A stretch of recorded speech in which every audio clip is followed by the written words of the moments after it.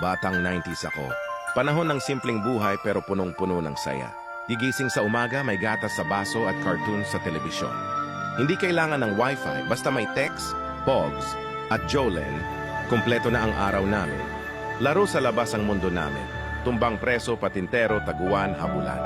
Kahit puro sugat ang tuhod, masaya pa rin kasi kasama ang mga kaibigan.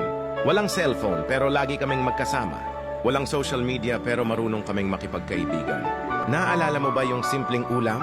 Tuyo, itlog o sardinas. Pero ang sarap kainin habang nanonood ng batibot o sineskwela. Hating gabi na pero ayaw pang matulog. Kasi wala pang takot sa mundo. At ang problema lang ay pag wala ka ng text bukas. Ngayon, iba na. Mas maraming koneksyon pero mas kaunting damdamin. Mas marami kang kaibigan online pero kakaunti ang tunay. Kaya minsan mapapaisip ka, ang sarap talagang maging bata noon. Sa panahon ng larong totoo, tawanan sa labas, at mga alaala na habang buhay mong dadalhin. Batang 90s kami, at proud kami doon.